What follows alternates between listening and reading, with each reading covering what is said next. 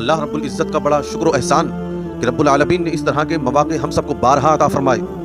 قربانی کے ایام جو آنے والے ہیں ہم سب اچھی طرح جانتے ہیں کہ قربانی کا گوشت نہ تو اللہ کی بارگاہ میں پہنچتا ہے، نہ ہی خون اس کا اللہ کی بارگاہ میں پہنچتا ہے۔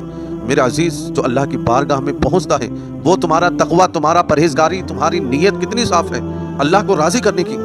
اللہ رب العزت کے یہاں یہ چیز پہنچتی ہے، اللہ پاک اس چیز کو پسند فرماتا ہے اور اس چیز کو ہی دیکھتا ہے کہ میرے بندے نے کتنے اخلاص کے ساتھ میری رضا کے لیے قربانی کی ہے۔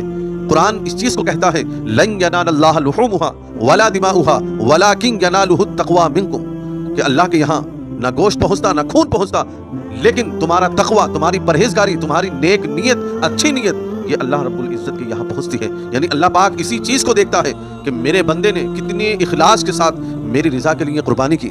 اور میرے عزیز، اسی چیز میں ہم یہ تو اللہ رب العزت کا شکر کہ قربانی ہم اور آپ کرتے ہیں اور وہ اللہ کی نعمت کھانے کے لیے ہمیں اور آپ کو مل جاتی ہے۔ اللہ اکبر، اس پر اللہ کا کتنا شکر ادا کرنا چاہیے۔ لیکن یہی قربانی جب ہم کر رہے ہیں اور رب کی بارگاہ میں قبول ہو جائے تو بتائیں فائدہ کس کا؟ ہمارا اور آپ کا۔ کامیاب کون ہوئے؟ ہم اور آپ ہوئے۔ کب؟ جب ہم نے اخلاص کے ساتھ قربانی کی اللہ کی رضا کے لیے۔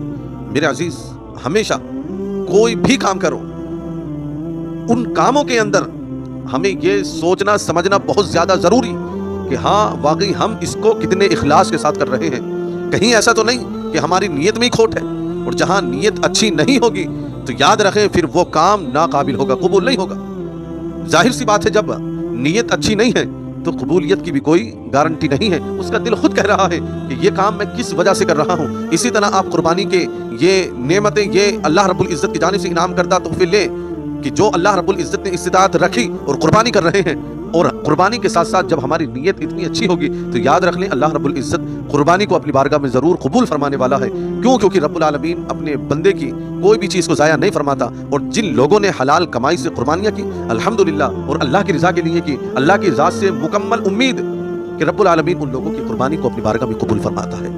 اور میرے عزیز، اگر کوئی حرام کا پیسہ لگا کر بڑا جانور ذبح کروا دے کہ میں نے اتنے جانور ذبح کروائے، یا اب کی بار میں اتنے پیسے کا جانور لے کر آیا ہوں اور قربانی کرا رہا ہوں، اللہ اکبر، اگر حلال کا پیسہ ہے تو سبحان اللہ الحمدللہ، اگر حرام کا پیسہ ہے تو میرے عزیز پھر کیا فائدہ؟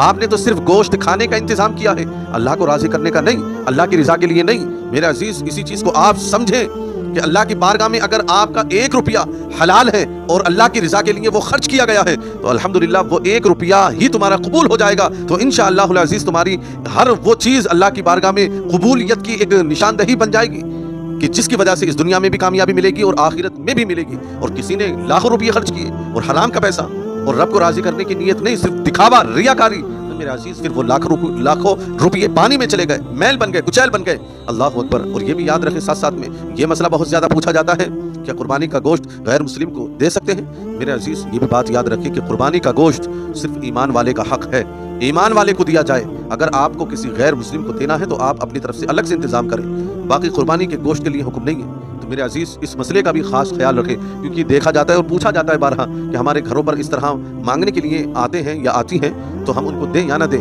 شرعی اعتبار سے تو یہ مسئلہ ہے کہ آپ نہیں دیں گے، جائز ہی نہیں ہے دینا۔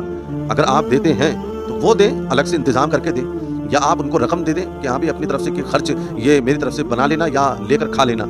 یہ چیز، اس مسئلے کا خاص طور سے خیال رکھیں جو مشہوری طور پر لوگ پوچھتے ہیں۔